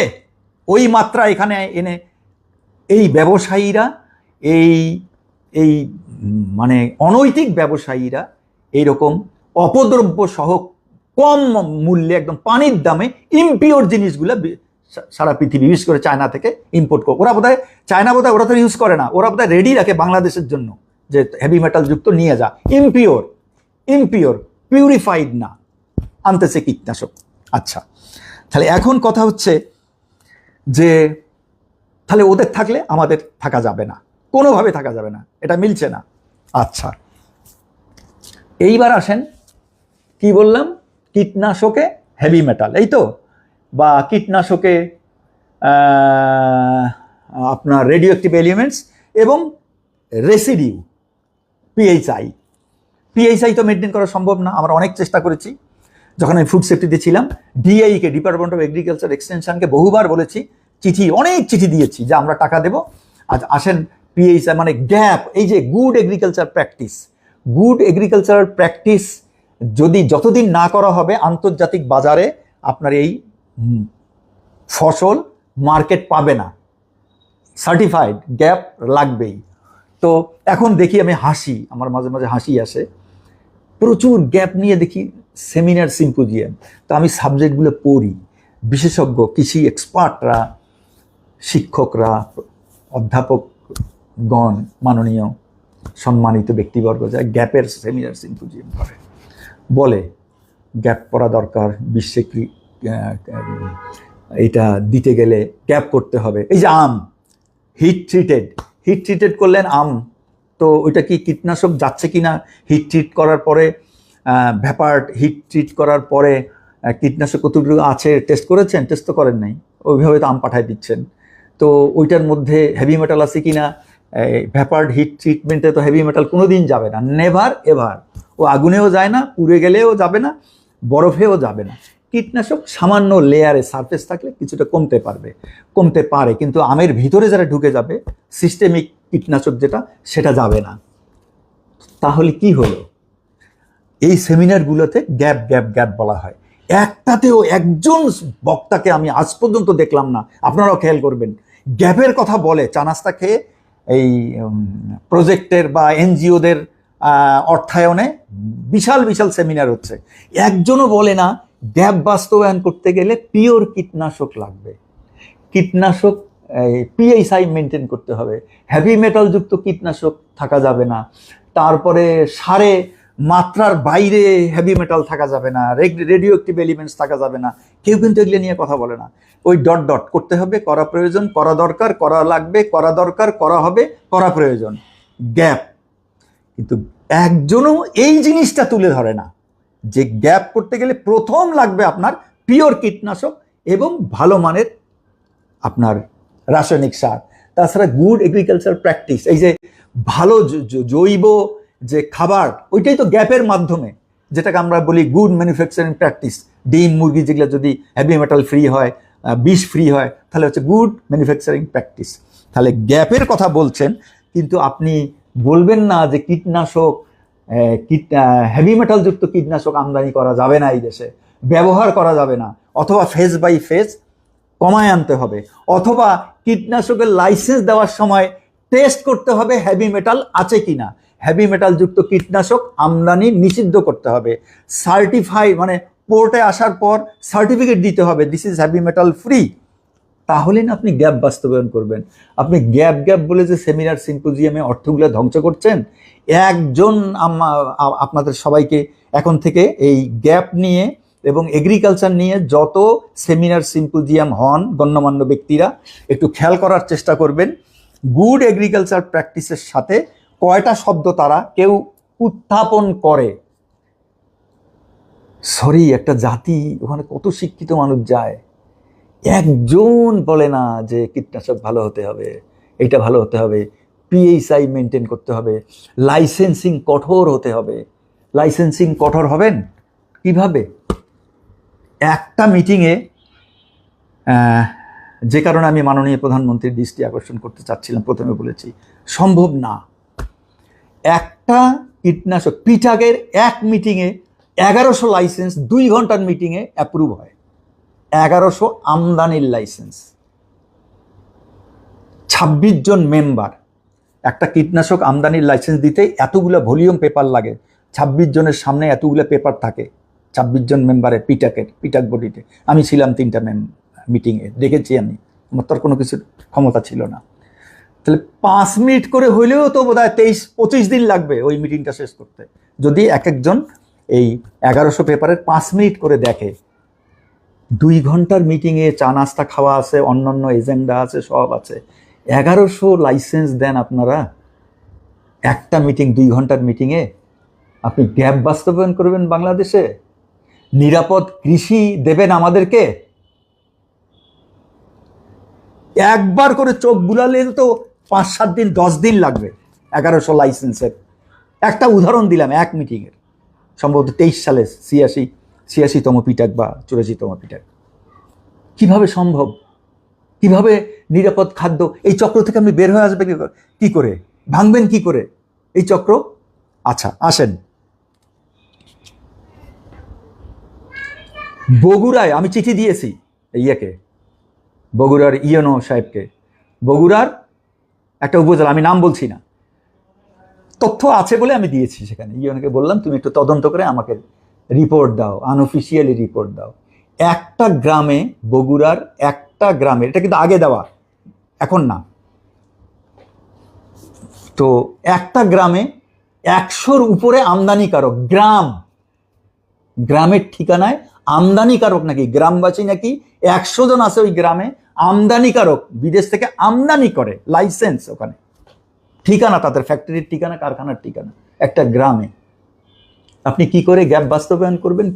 কি করে নিরাপদ খাদ্য বাস্তবায়ন করবেন? আমাদেরকে দেবেন। সেমিনার সিম্পোজিয়ামগুলোর আরেকটা মজার কথা বলি, দেখবেন সেমিনার সিম্পোজিয়ামগুলো করে, এখন শুরু হয়েছে ইদানিং, এই চাপাচাপিতে তারা একটু দেখাচ্ছেন বা করেন, সরি টু সে, আমি ক্ষমা চাচ্ছি করজোরে, কারণ যারা করেন তারা ঠিকই জানেন, কারণ আপনাদের নিচে আমি লিখি প্রায়, তাদেরকে আমি মিন করছি। ওখানে দেখবেন ভেজাল এবং নকল কীটনাশকের বিরুদ্ধে আন্দোলন করতে হবে, নিরাপদ খাদ্য নিশ্চিত করার জন্য। নকল এবং ভেজাল, কথাটা খেয়াল রাখেন, নকল আর ভেজাল এক জিনিস। হেভি মেটাল যুক্ত ইমপিওর কীটনাশক আলাদা জিনিস, যেটা আমদানি হয় বিদেশ থেকে, সেটা ইমপিওর। এটার কথা বলে না কখনো, বলবে হচ্ছে নকল ভেজাল। নকল ভেজাল মানে কি? পানি দেয়, ওই যে দুধের মতো। তারপরে ধরেন নকল বানায়, কেমিক্যাল, একটা কেমিক্যালের জায়গায় আর একটা কেমিক্যাল দিয়ে লেবেল লাগাই দিল অমুক কেমিক্যাল, মিস ডিক্লারেশন করে দিল, ওটার মধ্যে কোনো কাজ হয় না। ভেরি মাচ ইম্পর্টেন্ট জিনিস। নকল ভেজালও কিন্তু ভয়াবহ জিনিস, কারণ আপনার রেজিস্ট্যান্স হয়ে যাচ্ছে এই পোকামাকড়গুলো, এই যে বালাই দমন হয় না। এখন কৃষকরা দেখবেন গ্রামে গ্রামে সব একসাথে 8টা 10টা কীটনাশক মিশায়, একসাথে বালতির মধ্যে মিশায় স্প্রে করে, কারণ 2টা 4টা 5টা 10টা ওরা কাজ দিচ্ছে না। সকল নিম্নমানের, যে নিম্নমান আর ইমপিওর কিন্তু এক না, আবার গুলায় ফেলিয়েন না। আমার যুদ্ধটা বেসিকলি ওইটা ইমপিওর, কারণ আমার পরিবেশ হেভি মেটাল দিয়ে শেষ করছে। আপনার যদি নকল ভেজাল নিম্নমানের কীটনাশক না হয়ে যদি সেটা উচ্চমানেরও হয় এবং সেটা যদি আবার ইমপিওর হয়, হেভি মেটাল থাকে, রেডিও অ্যাক্টিভ এলিমেন্টস থাকে, তাহলে তো গন, টোটালি লস্ট। তো তিন জিনিস আইনটা তৈরি হয়েছে নকল ভেজাল। এখন সেমিনার সিম্পোজিয়াম হয় নকল ভেজাল কীটনাশক, জিজ্ঞাসা করবেন ইমপিওর কীটনাশক, হেভি মেটাল এবং রেডিও অ্যাক্টিভ এলিমেন্ট যুক্ত কীটনাশকের ঘটনা কি? আপনারা সেমিনার সিম্পোজিয়াম করেন না কেন সেটা নিয়ে? নকল নকল এত কথা বলছেন কেন? ওই যে গ্রামে গ্রামে ওই লাইসেন্সগুলো নেয়, ওরা বদনা দিয়ে, নল দিয়ে, মগ দিয়ে কীটনাশক বানায়, লাইসেন্স নিচে আমদানিকারকের, বাতিল হয় না। আমদানি তো একটাও করে না, এরা হাজার হাজার লাইসেন্সই আছে যারা আমদানি, ওটা একটা শর্ত আছে 1 বছর কি 2 বছর আমদানি না দেখালে বাতিল হয়ে যায়। আমি জানি না তারা বাতিল করে কিনা বা কতগুলো বাতিল করছে বা করতেও পারে। তো তাহলে এই যে ভেজাল নকল টোটালি আপনার ককটেল দিচ্ছে, তাও কাজ হচ্ছে না। তাহলে ককটেল দিলে যদি এতটুকু করেও ককটেল দেন, মানে কীটনাশক প্রত্যেকটার আবার প্রি হারভেস্ট এমআরএল আছে, মানে ওই যে রেসিডিউ যেটা আপনার আমার পেটে আসবে। তাহলে একটা কীটনাশকের একটা রেসিডিউ আর ও যে 10টা কীটনাশক মিশিয়েছে, তাহলে 10টার আলাদা আলাদা রেসিডিউ আপনি ওই ধানের সাথে ঘরে বসে ভাত দিয়ে খেলেন, ভাতের সঙ্গে খেলেন, আলুর সাথে খেলেন, বা ওই পটলের সাথে, শাকসবজির সাথে খেলেন, একসাথে 4টা-5টা করে দিচ্ছে। কিভাবে ধ্বংস হয়েছি দেখছেন আমাদের? একটা তো না, কোন দিক দিয়ে ঠিক করবেন, কাকে ঠিক করবেন?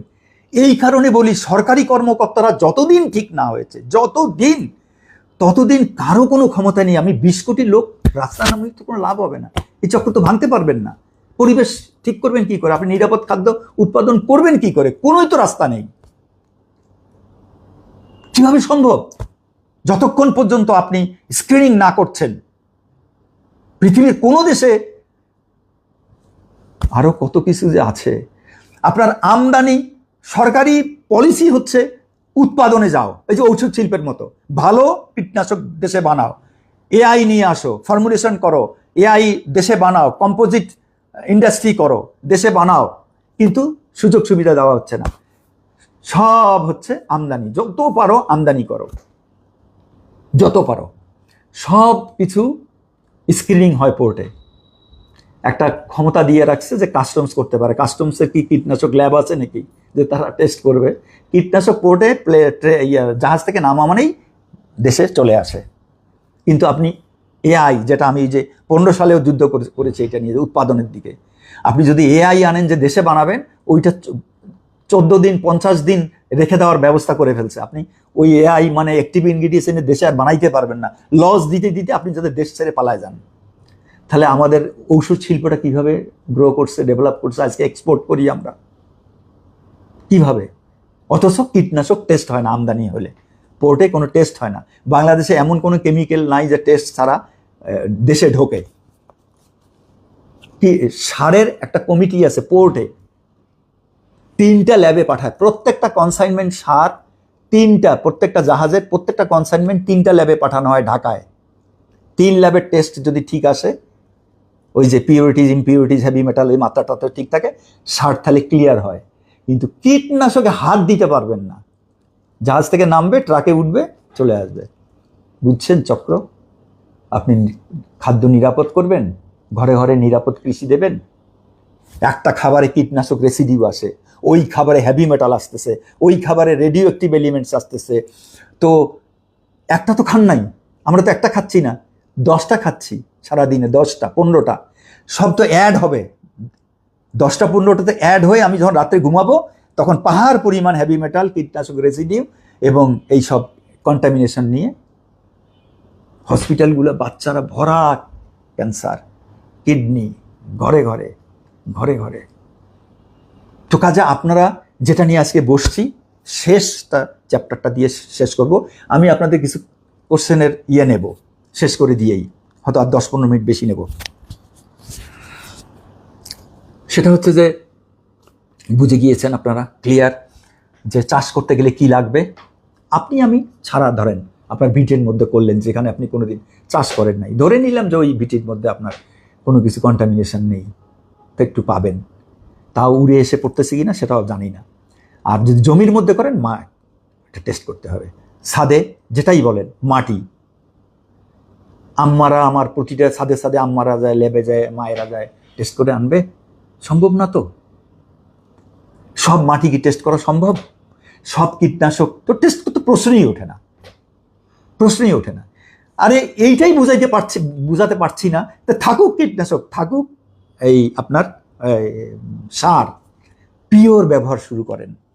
পিওর রিসার্চ হোক, টেস্ট হোক, এগুলো নিয়ে আলাপ আলোচনা হোক, শুরু হোক, তারপরে না আপনার সমাধানের দিকে কত বছর পরে যায়। কারণ হেভি মেটাল শত বছরে, যে মাটিতে হেভি মেটাল পড়ছে, সাপোজ ক্রোমিয়াম, ওই যে টানারি বর্জ্যের ক্রোমিয়াম, 100 বছর ওখানে গাছ হবে না। কথার কথা ধরেন যদি ওই পরিমাণ পড়ে, নষ্ট হয় না, হেভি মেটাল নষ্ট হয় না, রেডিও অ্যাক্টিভ এলিমেন্টস নষ্ট হয় না। এই যে পিফাস কখনো নষ্ট হবে না, ফর এভার কেমিক্যাল, সব ফিনিশ পিফাস দিয়ে, মাটি পানি সব গেছে। ওটার কথা তো বলি নাই, যে ভুলে গেছিলাম, এখন বললাম। ওই প্রতিটা খাবারে আবার পিফাসও আসতেছে, বাঁচবেন কি করে? এই যে পানি খাচ্ছি ফিল্টার, তা আমি এই পানি তো আমার ব্যক্তিগতভাবে পিফাস টেস্ট করা সম্ভব না, যেতে ফিল্টার করার পরে পিফাস, অনেকে জিজ্ঞাসা করছেন আছে কি না। পিফাসের মেশিন নেই বাংলাদেশে, একটা মেশিন 7-8 কোটি টাকা, হাইয়েস্ট, খুব কস্টলি এবং খুব সেন্সিটিভ পিফাস টেস্ট করা। আরে বাবা, যুগের প্রয়োজনে সরকার 2টা ল্যাবকে 7 কোটি টাকা 14 কোটি টাকা বরাদ্দ করুক না, পিফাস মেশিন নিয়ে আসুক আমেরিকা থেকে, সুইজারল্যান্ড থেকে বা ইউরোপ থেকে, গণহারে টেস্ট শুরু হোক, সবাই করুক, অন্তত বুঝুক, রিসার্চ শুরু করেন। পালা থাকার কি মানে হয়? কেন পালা থেকে হবে? এই যে খাচ্ছি 2 লিটার পানি, আমি তো জানি না ফিল্টার থেকে গেছে কিনা। পিফাস যাওয়ার কথা না, কোনো ফিল্টার কোম্পানি এটা টেস্ট করে এখন পর্যন্ত বলে নাই যে আমার ফিল্টার পিফাস মুক্ত, কীটনাশক মুক্ত, হেভি মেটাল মুক্ত। সমানে বলে যায় pure water, pure water, pure water. তো পিওর ওয়াটারের তো ওই যে বোতলজাত পিওর ওয়াটার মধ্যেও পিফাস পাওয়া গেছে। আচ্ছা, এইবার হতাশার বাণী দিয়ে শেষ করছি, যে কারণে আমি বলেছিলাম মাননীয় প্রধানমন্ত্রী ছাড়া কোনো উপায় নেই। হ্যাঁ, সেটা হচ্ছে যে গত 2 বছর ধরে কীটনাশকটাকে লাইনে আনার জন্য, আপনারা জানেন অনেকবার লিখেছি, কৃষি মন্ত্রণালয় 2 বছর আগে, বোধহয় 5ই আগস্টের পরে অথবা আগে শুরু হয়েছে অথবা পরে, আমার ঠিক মনে নেই, সরি, আমি ওখানে গিয়েছি ইন্টারিম গভর্নমেন্টের সময় শুরু হয়েছে। হ্যাঁ, ফাইল কবে অনুমোদন হয়েছে জানি না। বিধি শুরু করলাম আমরা, কীটনাশক, বালাইনাশক বিধিমালা। বালাইনাশক আইনটা করা হয়েছিল 2000, এবার কিন্তু সবাই মনোযোগ দিয়ে শুনবেন, কৃষির লোক থেকে শুরু করে সরকারি বেসরকারি সবাই। 2018 সালে কীটনাশক আইন একটা 2-3 পাতার করা হয়েছিল, চোতা আইন বলি যেটা আমি, রাতারাতি স্বার্থ সংশ্লিষ্ট। কারা করেছে বলার প্রয়োজন নেই, রাতারাতি করা হলো, যেটা পারপাস সার্ভ করে না, একদম জিরো। ওই যে বলেছিলাম না, ভেজালের সঙ্গে এমনভাবে দেওয়া হয়েছে যাতে আপনি হেভি মেটাল যুক্ত আনলেও আনতে পারবেন, রেডিও অ্যাক্টিভ এলিমেন্ট যুক্ত আনলেও আনতে পারবেন, ওই ভেজালের সঙ্গে ওইটা দেওয়া নাই। আমরা বিধি শুরু করলাম। ফয়সাল ইমাম, এডিশনাল সেক্রেটারি, যে বেচারা মিটিং করতে করতে 3 মাস আগে শুনি সেও লাংস ক্যান্সার, জীবনে সিগারেট খায়নি, জীবনে খারাপ কিছু করেনি, সেই জলজ্জন্ত ছেলেটা, ভালো একজন কর্মকর্তা, অনেক দিন চাকরি করেছি আমরা, লাংস ক্যান্সার আক্রান্ত। এই ক্যান্সারে ওই ট্রিটমেন্ট করে করে মিটিংগুলো আমরা করছি এই 2 বছর ধরে। কথাটা খেয়াল করবেন, বিধিতে আমরা সবগুলো আনলাম, ইমপিউরিটিজের সংজ্ঞা দিলাম। হোয়াট ইজ মিন বাই ইমপিউরিটিজের সংজ্ঞা দেওয়া হলো যে হেভি মেটাল বা রেডিও অ্যাক্টিভ এলিমেন্টস বা এমন কোনো অপদ্রব্য বা অভিযোজিত বা দূষিত হয়ে পরিবেশ, মানবদেহ ক্ষতি করে। তাহলে ইমপিউরিটিজের সংজ্ঞায় আপনি এইটা যখন হবে, পাস হবে এই বিধিটা, তখন আপনি আর হেভি মেটাল যুক্ত কীটনাশক আনতে পারবেন না। আইনে না থাকলেও ইমপিউরিটি যেহেতু বিধিমালা, আগের বিধিমালা, একটি বিধিমালা 85 সালের বিধিমালাটা এখনো চলতেছে, যতদিন এইটা আমরা এই যে নতুন যেটা বানাচ্ছি এটা কার্যকর না হবে। তাহলে ইমপিউরিটিজের সংখ্যাটা ঢুকালাম। তারপরে মজার বিষয় শোনেন, কীটনাশকের লাইসেন্স দেওয়ার সময়, আগে পরে যখনই হোক, ডিপার্টমেন্ট অফ এগ্রিকালচার এক্সটেনশনের ওই ল্যাব যেটা আছে, সেই ল্যাবে হেভি মেটাল টেস্ট করার ক্ষমতা নেই, ক্যাপাবিলিটি নেই, তারা করেনি না এটা।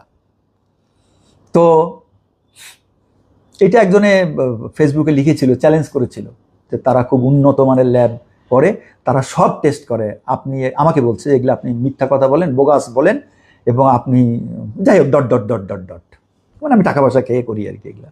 তো পরে আবার ওই ডিপার্টমেন্ট অফ এগ্রিকালচার এক্সটেনশনে আরটিআই একটা তথ্য চেয়েছি যে আপনাদের এই ল্যাবে যে মেশিন আছে মেশিনের লিস্ট দেবেন, আর আপনারা হেভি মেটাল টেস্ট করেন কিনা, রেডিও অ্যাক্টিভ এলিমেন্টস টেস্ট করেন কিনা। তারা লিখিত উত্তর, সাইন বাই অথরাইজড কর্মকর্তা, আমরা আমাদের এইগুলো টেস্ট করার সক্ষমতা নাই। এই হচ্ছে আমার অপবাদ, আমাকে অপবাদ দেওয়া হয় এত কষ্টের পরে। আচ্ছা যাই হোক, সেটা আলাদা জিনিস, দিতে থাকুক। তো এখন তারা টেস্ট করার সক্ষমতা নাই, তাহলে টেস্ট করার সক্ষমতা নেই ওই জন্য ওরা চুপ করে বসে থাকে। আবার আইনে কি আছে জানেন? আইনে আছে টেস্ট করবে, টেস্টে আমি ওই একজ্যাক্ট ওই ল্যাঙ্গুয়েজটা আমার মনে নেই, অর্থাৎ তারা টেস্ট করবে, তারা অন্য কোথাও দেবে না, অন্য কোনো ল্যাবে পাঠাবে না। তো তারা টেস্ট করার সক্ষমতা নেই, আইনেও প্রয়োজন নেই, তারা হেভি মেটালযুক্ত কীটনাশক দেধারসে, হ্যাঁ রেডিও অ্যাক্টিভ বলেন হেভি মেটালযুক্ত বলেন লাইসেন্স দিয়ে দেয়। আমরা এইবার ওই বিধিতে করলাম কি, ওইটা এনেছি। যতদিন পর্যন্ত কৃষি দপ্তরের অধিদপ্তরের এই সব টেস্ট করার ল্যাব, আধুনিক ল্যাব স্থাপন এবং টেস্ট করার সক্ষমতা অর্জন না করা হয়, ততদিন পর্যন্ত অন্য বাইরের ল্যাবে টেস্ট করা যাবে। বিধিতে আনা হলো, খসড়া বিধি 2 বছর ধরে আমরা রেডি করলাম, এক্সিলেন্ট একটা করা হয়েছে, ফ্যান্টাস্টিক। স্লিপ করার কোনো ছিদ্র রাখা হয়নি, স্লিপ করার সব ছিদ্র বন্ধ করে দিয়ে বিধিটা আমরা সুন্দরভাবে রেডি করলাম। এখন টাচ আপ চলছে। ফয়সাল সাহেব এখনও সিঙ্গাপুরে গিয়েছে, এই কিছুদিন আগে লাস্ট মিটিংটা করলাম, আর 1-2 মিটিং হলে আমরা এটা শেষ হয়ে যাবে। আমরা পাবলিক অপিনিয়নের জন্য পাবলিক করব। বিধি আইন কিন্তু পাবলিক করতে হয়, নিয়মই তাই। তাহলে আর 1-2টা মিটিং শেষ হয়ে প্রচণ্ড পরিশ্রম করেছি, সবাই ছিল, আমদাগানিক সমিতি আছে, উৎপাদক সমিতি আছে, কর্মকর্তারা আছে, সব প্রোটোকলের লোক ছিল, করে একটা এক্সিলেন্ট বিধি। তাহলে এবার কি হবে, ইম্পিউরিটি যে সংখ্যা দিয়ে ওটা বন্ধ করা হলো, তারপর টেস্টিং ফেসিলিটি যতদিন না হবে ততদিন অন্য ল্যাবে করা হলো, দিয়ে আমরা রেডি বসে আছি। তো সেদিন এই গত 2 সপ্তাহ আগে 90তম পিটাকে কৃষিমন্ত্রী মহোদয় উপস্থিত ছিলেন, আপনারা জানেন, উনি আগ্রহ প্রকাশ করলেন এবং উনি ওখানে যায় এক্সিলেন্ট কথা বলেছেন, এগুলো কথাই বলেছেন, না এটাকে ঠিক করতে হবে, পরিবেশ সব ধ্বংস হয়ে যাচ্ছে। তো সবই ঠিক আছে আলহামদুলিল্লাহ। তো রেজুলেশন মানে কার্য বিবরণীটা পরশুদিন আপলোড করছে ডিপার্টমেন্ট অফ এগ্রিকালচার এক্সটেনশন। হয়রান হয়ে গেছে, আমি আর একা পারবো না ভাই, এইরকম চক্রের সাথে পারা সম্ভব না। নট অনলি এইটা, অন্য ডিপার্টমেন্টগুলো যেদিন আসবো সেদিন বলবো, সব ডিপার্টমেন্ট। তো মাইনিটসে মানে কার্যবিবরণী আপলোড করা হয়েছে, সেখানে সিদ্ধান্তে এবার খেয়াল করবেন কেন আমি মাননীয় প্রধানমন্ত্রীর দৃষ্টি আকর্ষণ করতে চাচ্ছি। সিদ্ধান্তের প্রথম সিদ্ধান্তটা কি নিয়েছে জানেন? মাননীয় মন্ত্রী মহোদয় কিন্তু ওই দিন মিটিং এটা বলে নাই, কেউ বলে নাই, কিন্তু সিদ্ধান্তে জলজল করছে কি জানেন? এই পিটাক মিটিং থেকে নেওয়া হয়েছে। এই পিটাকের চেয়ারম্যান হচ্ছে BARC, Bangladesh agriculture research council, আর সদস্য সচিব হচ্ছেন DAE। প্রথম সিদ্ধান্তটা হচ্ছে বালাইনাশক বিধিমালা, যেটা আমরা রেডি করেছি 2 বছর ধরে, ওই যে ওগুলো করেছি, বালাইনাশক বিধিমালা 2026 পর্যালোচনা করার জন্য একটা নতুন রিভিউ কমিটি গঠন করার সিদ্ধান্ত হইল।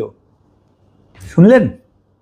আবার একটা কমিটি গঠন করার সিদ্ধান্ত হইল, যেটা ওই মিটিংয়ে আলোচনাই হয়নি। তারা সিদ্ধান্ত দিয়ে দিলেন যে তাহলে আমরা গেলাম কোথায়? 2 বছর ধরে যে আমরা সুন্দর করে বিধিমালাটা রেডি করলাম, গণ আবার রিভিউ কমিটি। নাম্বার 1। নাম্বার 2 হচ্ছে আর একটা সিদ্ধান্তে আছে যে এই সব টেস্ট আমরা বিধিতে নিয়েছি, অন্য ল্যাবে করা যাবে, আর তারা সিদ্ধান্ত নিচ্ছেন এই সব টেস্ট করার জন্য নতুন এবং অত্যাধুনিক ল্যাব স্থাপন করার সিদ্ধান্ত গৃহীত হইল। তার মানে 10 বছর লাগবে ল্যাব, তার মানে 10 বছর আপনি অন্য ল্যাবে আর heavy metal radioactive elements test করতে পারবেন না।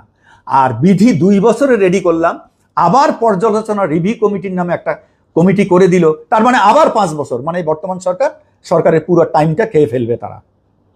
বিধি আর হবে না।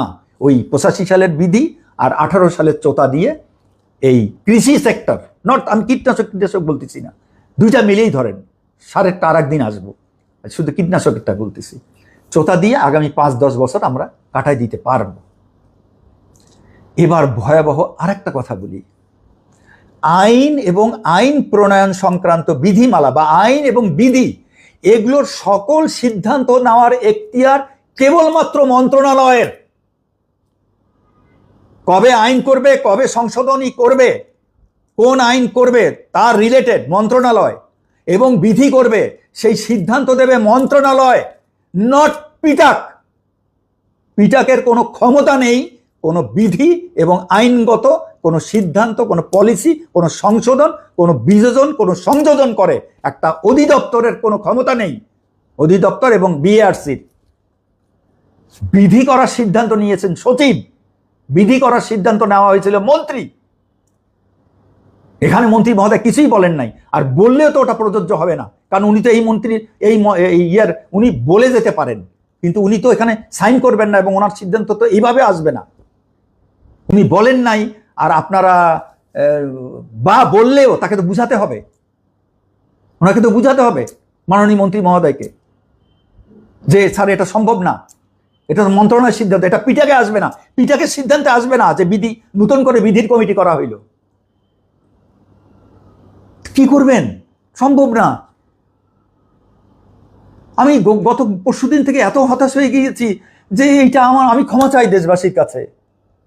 একটা 65 বছরের বুড়া বৃদ্ধ, আজকে আমি দুঃখের কথা বলি, আমার মায়ের লিম্ফোমা ব্লাড ক্যান্সার ধরা পড়েছে 3 মাস আগে, মা এখন 3rd কেমো, 81 বছর বয়স। আলহামদুলিল্লাহ, দোয়া করবেন আমার মায়ের জন্য। ক্যান্সার রোগী মা আমার ঘরে, আমি যুদ্ধ করি ফুড সেফটি নিয়ে, গুছায় আনি ধ্বংস হয়, গুছায় আনি ধ্বংস হয়।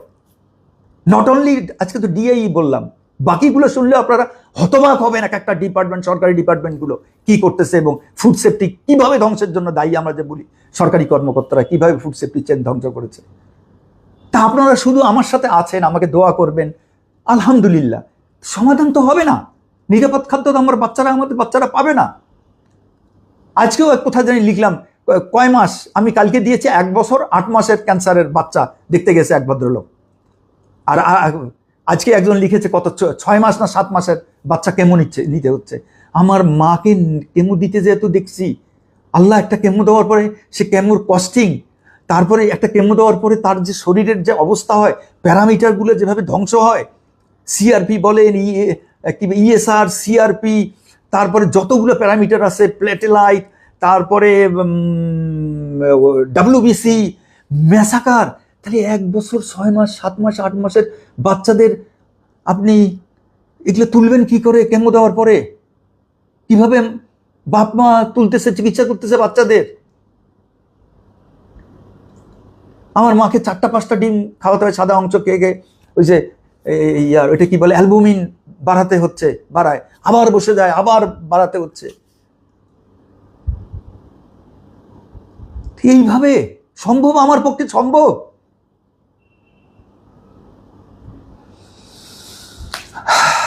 দুর্ভাগ্য। অনেক সময় নিয়েছি, 1 ঘন্টা হয়ে গেল। আমি তো দেখতে পাচ্ছি না এই মুহূর্তে কারো প্রশ্ন, এত প্রশ্ন যাচ্ছে, আমি তো কখনো লাইভ করিনি। শোনেন, একটা কথা বলি, তারপরে বলি, সম্ভব। এই যে যা দেখলেন, কেন সম্ভব হবে না? কেন সম্ভব হবে না? কীটনাশক কেন ভালো করা যাবে না? ফসল কেন ভালো করা যাবে না? আসেন, নামি রাস্তায়, শুরু করি, দেখেন হয় কি না। মুরগি ডিম কেন করা যাবে না? মাছ মাংস দুধ কেন করা যাবে না? কেন আমদানি কন্ট্রোল করা যাবে না? কেন রপ্তানি কন্ট্রোল করা যাবে না? পৃথিবীর প্রত্যেকটা দেশ পারলে আমরা কেন পারবো না? আপনি কত বড় ভয়াবহ অবস্থা দেখেন। অনেকে আমাকে বলে, স্যার আমরা কীটনাশক দেই, ওই যে একই কথা বলি, ময়মনসিংহের আবু বকর বোধহয় আসো আমার সঙ্গে, সে কোনো কিছু দেয় না, বা যারা আছে এরকম চাষ করে। দিনাজপুরের এক বোন আছে সুমেরা জামান, আমি আবার নাম বলছি। তারপরে ওই যে পপি মা আছে আমার লেখাপড়া করে কৃষি নিয়ে ঝাঁপিয়ে পড়ছে, তাজুল ইসলাম আছে কুমিল্লার, এরকম অসংখ্য আছে আমার সাথে খুব ক্লোজ নোন বলে আমি এই নামগুলো বারে বারে আমার মনে পড়ে। তারা চেষ্টা করতেছে। তো আপনি পিএইচআই মেনটেন করলেন, ধরেন কীটনাশক একবার দিয়ে 20 দিন ধরেন দেনই নাই, সেইটা ফসল আমার ঘরে এনে দিলেন, স্যার আমরা 20 দিন দেই নাই কীটনাশক রেসিডিউ নাই। আলহামদুলিল্লাহ, কীটনাশক রেসিডিউ থাকলো না, কারণ ওটার পিএইচআই আছে 5 দিন ধরেন। হেভি মেটাল, ওই কীটনাশকের যে হেভি মেটাল আছে। এবার শেষ ভয়ঙ্কর কথাটা বলি। এই যে মুরগির মধ্যে একটা বড় চেইন, মুরগির মধ্যে কীটনাশক গেল কিভাবে? ধরেন ফিড বানাতে সময় লাগছে না, ওই যে ফিড কোম্পানি বানিয়েছে, ধরেন গমের ভুসি দিয়ে ফিড বানিয়েছে, গম নিয়ে আসছে, সেই গমের মধ্যে কীটনাশক ছিল, ওকে, সেইটা নিয়ে মেশিনে আমি ভুট্টা দিয়ে আমি ফিড বানালাম, দীর্ঘ প্রক্রিয়া লাগছে না, তারপরে বস্তা, তারপরে মার্কেটিং, সময় লাগেনি, এগুলো দোকানে দোকানে যেতে সময় লাগেনি। সেখান থেকে মুরগিওয়ালারা, মানে খামারিরা, আমার খামারি ভাইয়েরা, ভাই বোনেরা, খামারিরা এনে সেই ফিড খাওয়িয়েছে মুরগিকে। মুরগির শরীরে যাওয়ার পর তারপরে যে কি 20-25 দিন যে মুরগি টেস্ট করা হয়েছে, ধরেন বাজার থেকে কিনে কীটনাশক পাওয়া গেল। আমি সায়েন্টিস্টদের বলছি, বিজ্ঞানী ভাইদের বলছি, আমি তো সায়েন্টিস্ট না, বিজ্ঞানীও না, সায়েন্সের কিছুই জানি না। ওই মুরগি টেস্ট করা হলো, কীটনাশক পাওয়া গেল। এই চেনটা কতটা দীর্ঘ হতে পারে? ভুট্টা কিনলো, ফিড এনে মেশিনে বানানো শুরু করে, সেইটা খেয়ে মুরগির বড় হয়ে সেই মুরগি টেস্ট করা হলো, কীটনাশক রেসিডিউ পাওয়া গেল। How funny! আমরা কীটনাশক যে লাইসেন্স দেই ম্যাক্সিমাম 15 ডেজ, মানে এইটার এমআরএল থাকবে 15 দিন। আমার এই লেংথ, এই পিরিয়ডটা দেখা যাচ্ছে 1 মাস পার হয়ে 1.5-2 মাস চলে যাচ্ছে। এই যে বিদেশে যে কীটনাশক ধরা পড়ে, আতপ চাল ধরা পড়লো এক কোম্পানির, মুড়ি ধরা পড়লো এক কোম্পানির, কীটনাশক ছিল। আরে বাবা, এটা তো গেছে জাহাজে, দিনের পর দিন গেছে, কাল্টিভেট হয়েছে, শুকানো হয়েছে, পোলাও আতপ চাল বানানো হয়েছে, প্যাকেটজাত হয়ে গুডাউনে ছিল, গোডাউন থেকে এনে প্রসেস করে প্যাকেট করে আমি বিদেশে পাঠালাম। সেই দেশে যা কীটনাশক ধরা পড়ে কেন? কিভাবে? আমার লাইসেন্স দেই তো 15 দিন থাকবে। বলেন তো, এই উত্তরটা আপনারা দেন তো দেখি, সায়েন্টিস্ট ভাই বোনেরা। 15 দিনের কথা বলে যে লাইসেন্সগুলো দিচ্ছি, সেই কীটনাশক 2 মাস পরে ধরা পড়ে কি করে খাদ্যে?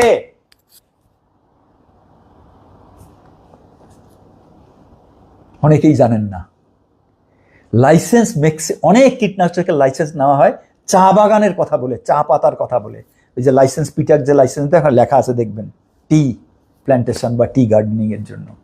এই চা পাতার কীটনাশক আলাদা, একদম আলাদা, লাইসেন্সের শর্তে থাকে। এই চা পাতার, চা বাগানের কীটনাশক মার্কেটিং অন্য জেলায় করা যাবে না, কোনো ফসলে দেওয়া যাবে না। কারণ ওই চা পাতা দীর্ঘদিন থেকে তারপরে চা প্রক্রিয়া হয়, ধরেন 3 মাস 4 মাস পরে শুকায় টুকায় আমাদের ঘরে আসে। ওই চা পাতা ধরেন 3 মাস অ্যাক্টিভেট থাকে, এমআরএল থাকে। সেইটা যায় যদি আপনি ধানের মধ্যে দেন, গমের মধ্যে দেন, বেগুনের মধ্যে দেন, সবজিতে দেন, তাহলে 3 মাসেও যাবে না। ও আমেরিকা, কানাডা যায়, চাঁদের দেশে যায় আপনি কীটনাশক রেসিডি পাবেন। এক হচ্ছে এইটা শেষ হয়েছে, এক হচ্ছে এইটা। নীতি, নৈতিকতা, দুর্নীতি শেষ হয়ে গেছে। এটাকে মানুষ করবেন কিভাবে? এই তো মানুষ করা যায় না? অবশ্যই যায়। দোয়া করবেন এইভাবে চলুক, আপনারা প্রতিবাদ জারি রাখেন, কারণ আপনার ঘরে যাচ্ছে, প্রতিটা খাবারে যাচ্ছে এগুলো, must. This is science, this is science. কোনো টেস্ট করার দরকার নেই। যা কাহিনী বললাম, কোনো টেস্ট করার দরকার নেই। প্রত্যেকে খাচ্ছে, আমার মাননীয় প্রধানমন্ত্রীও খাচ্ছেন, মন্ত্রী মহোদয়রা খাচ্ছেন, সচিব সাহেবরা খাচ্ছেন। এই যে ওয়াসার পানি বলি, পিফাস, তো ওয়াসার পানি খাবেন না তো কি? ফ্রান্স থেকে আপনি এভিয়ান ওয়াটার কয়জনে খাবেন? এভিয়ান ওয়াটার নিয়ে এসে কয়জনে খাবেন?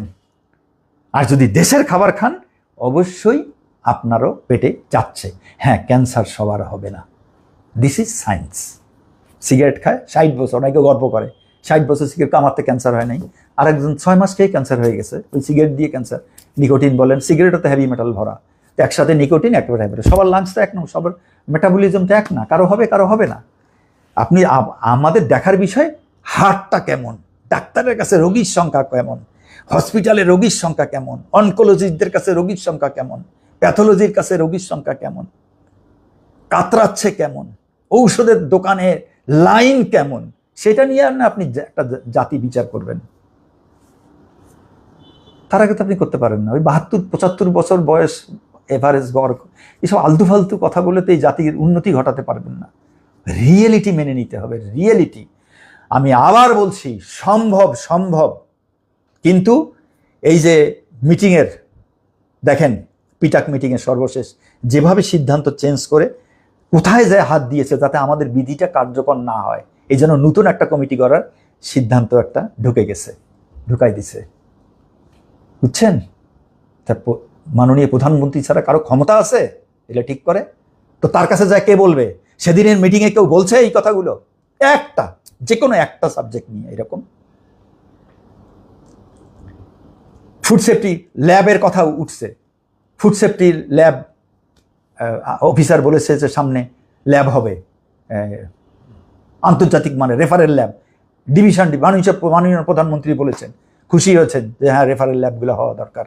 কিন্তু কেউ বলে নাই যে গত 2 বছর আগে বা 1 বছর আগে ফুড সেফটি অথরিটির যে হেড অফিস কন্টিনেন্টাল হোটেলের পিছনের বিল্ডিংয়ে, এক্সটেনশন বিল্ডিংয়ে চেয়ারম্যান সাহেব যে বসে তার নিচের ফ্লোর ভরা মেশিন দিয়ে আধুনিক ল্যাব তৈরি করে কোনো লোকজন নিয়োগ না দিয়ে মোটামুটি একটা লোককে কোথা থেকে ডেপুটেশনে ধরে এনে বসায় তালা মেরে রাখছে। এই কথাটা কি মাননীয় প্রধানমন্ত্রীকে বলা হয়েছে? কেউ বলছেন যে আধুনিক একটা ল্যাব, মেশিন চলে না, লোক নিয়োগ দেয় নাই ফুড সেফটি অথরিটির থেকে বা চেয়ারম্যান থেকে গত 2 বছরে লোক নিয়োগের জন্য ওখানে ওইটা ল্যাবটাকে আধুনিক মানের চালু করার জন্য মেশিন আছে, টাকা পয়সা দিয়ে কোটি কোটি টাকা দিয়ে সব আধুনিক মেশিন কেনা হয়েছে। ওখানে ফুড সেফটি অথরিটি দেখলে দেখবেন যে ল্যাবের মেশিনের তালিকা দেওয়া আছে, তালিকা ঝুলতেছে, ল্যাব চলে না। ওই মাঝে মাঝে ব্যাকটেরিয়াল মাইক্রোব্যাকটেরিয়াল টেস্ট করে দেখাবার জন্য। আর ফুড সেফটি অথরিটি রেফারেল ল্যাবের পিছনে খুঁজে বেড়ে যে রেফারেল ল্যাব যতদিন না হবে ততদিন টেস্ট করা যাবে না, দেশের কোনো ল্যাবকে বিশ্বাসযোগ্য নয়, এই জন্য ওরা কোনো ল্যাবে পাঠায় না, বিশ্বাসযোগ্য না। তাহলে সব ল্যাব তুলে দেন। ধামাচাপা দিয়ে তো হবে না রে ভাই, ধামাচাপা দিয়ে তো হবে না। সম্ভব এই জাতিকে বাঁচানো, পৃথিবীর প্রত্যেকটা দেশ পেরেছে। লাওস কম্বোডিয়া আমাদের ভিসা বন্ধ করে, কত বড় দুর্ভাগ্য আমাদের। কালকে দেখলাম ঘানা এবং কি কঙ্গো এবং ঘানা আমাদের থেকে বোধহয় 3-4 গুণ বেশি বিনিয়োগ, বেশি এফডিআই বেশি। তো যাবে না, পৃথিবীর সব লোক বুঝে ফেলছে ওরা আমাদের থেকে অনেক ভালো, মানুষ হিসেবে ভালো, প্রতারক না, ঠকবাজ না, খাদ্যে ভেজাল দেয় না, মিথ্যা কথা বলে না। আল্লাহ হাফেজ। আজকে শেষ করি। আমি সবার প্রশ্নের অ্যান্সার দিতে পারলাম না, আমি পরে দেখে যদি কিছু কিছু উত্তর দিয়ে রাখবো, আশা করি সবাই পেয়েছেন। যদি আলাদা কিছু থাকে তাহলে আমাকে ইনবক্সে জানাবেন, আমি দেওয়ার চেষ্টা করব ইন এডিশন, আমার এগুলোর বাইরে যদি কিছু থাকে। আর আপনারা নিরাপদ চাষ, নিরাপদ খাদ্য কিভাবে পাবেন, অন্তত ফসলটা আজকে আমি শেষ করলাম। ইটস সো টাফ, কঠিন কঠিন কঠিন, সবাই আমরা বিষ খাচ্ছি A to Z, এবং অবশ্যই উত্তরণ সম্ভব। আল্লাহ হাফেজ, আসসালামু আলাইকুম।